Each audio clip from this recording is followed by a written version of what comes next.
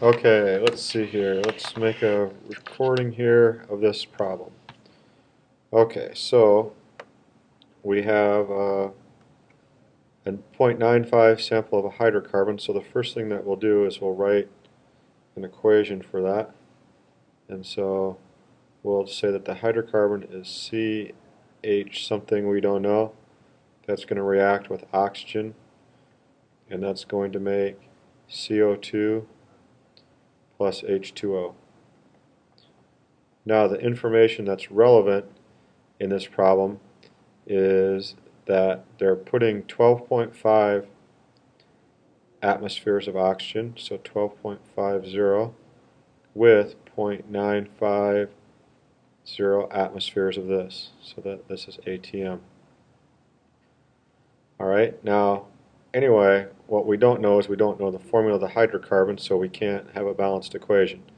But we do know that at the end of the reaction that they measure the partial pressure of the CO2 is 7.6 and the partial pressure of water is 8.55 atmospheres.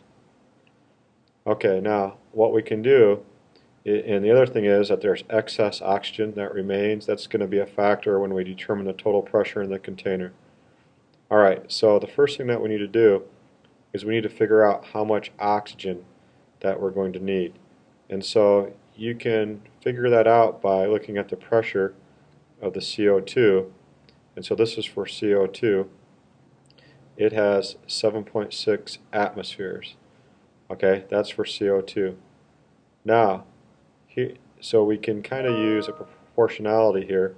So if you look in O2 and CO2, the oxygens match up. So basically, if you look at it like this, so for every 1 atmosphere of CO2, because we have CO2 here, alright, we would get 1 atmosphere, or need 1 atmosphere of oxygen, because the O2, O2. And so that's going to end up being 7.60 atmospheres of oxygen. Alright? Alright, so now we gotta, that's some of the oxygen goes into making the CO2, but some of it also goes into making the H2O. So we gotta figure that out. So total, there's 8.55 atmospheres of H2O. Now the oxygen required to make that H2O, you could get that from looking at the O's here. So for oxygen, you would get 2 atmospheres of H2O for every 1 atmosphere of O2 that is reacted. See how you have O2 here but O here, so you're going to need 2 H2Os there. And so if you take 8.55 and you do that, you would end up getting 4.275 if we don't round off yet. And so that's going to be how many atmospheres of O2 you would need.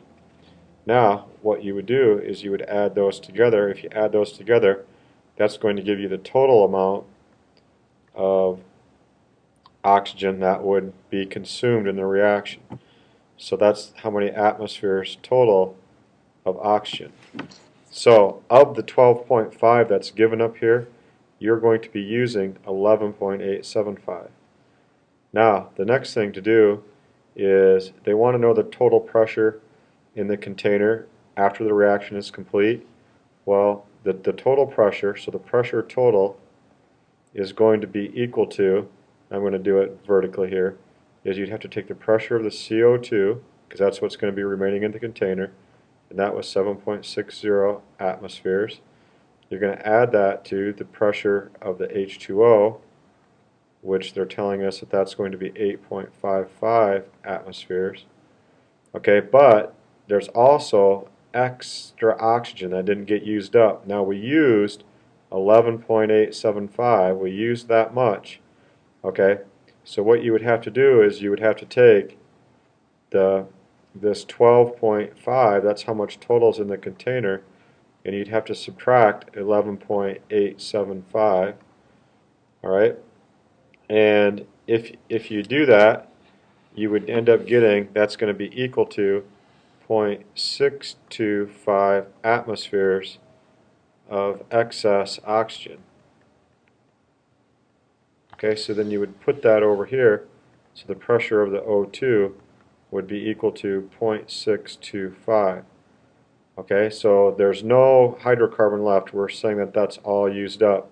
So if you add these three up, that's going to give you the pressure total in the container after the reaction.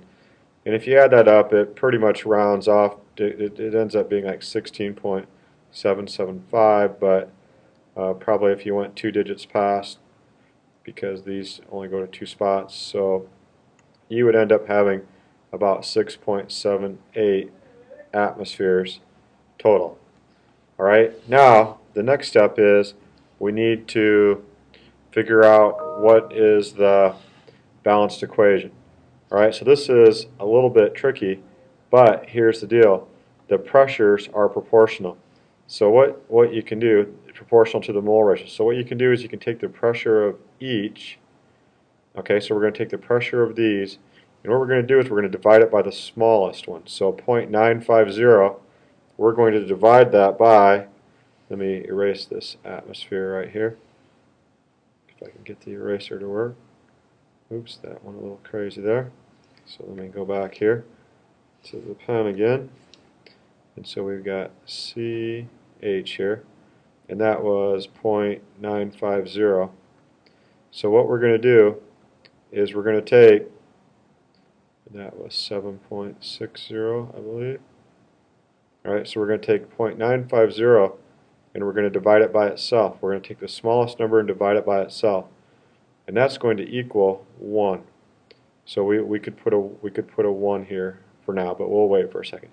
Then we're going to take this 12.50 and let me just do something here quick. So we're going to take this 12.50 atmospheres, let me erase that atmospheres. If I can get it out of the way here, it's not going very fast there. But anyway, we'll take the 12.50 and we're going to divide it by the small number. So we're going to divide that by 0.950. Oh, wait a second there. I didn't do something right. We're going to need to take the not the 12.50. That's going to be wrong. We have to take how much oxygen that we actually used, and so we're going to take the 11.875. So scratch that off. We're only using 11.875. That's how much is being used, and we're going to divide that by 0.950. And when you take 11.75 divided by 0.950, I believe that equals, let's see here, let me do that. So 11.875 divided by 0.95, that equals 12.5. So that's going to equal 12.5. Alright, then we'll take our 7.6 and we'll divide that by 0.95, and that equals 8. And we'll take 8.55 divided by 0.95, and that's going to equal 9. So now what we could do is we could write in what we got. So we got 1, we've got 12.5, we've got 8, and we have 9. But to get the final answer to this equation, we can't have an equation like that. And so what we'd have to do is we'd have to double everything. So this becomes 2, because we can't have 12.5, and so 12.5 times 2, if we double that, that gives you 25, and this 8 becomes 16, and the 9 becomes 18. Okay, now the other thing that we could do is if we wanted to, we could figure out how many carbons and how many hydrogens we'd have to have all together. And so to balance this equation, to have 16 carbons, this must be C8, and then this H must be, we have 18 here of hydrogen, so that has to be C8H18, which would be octane. And that's how you would do that problem.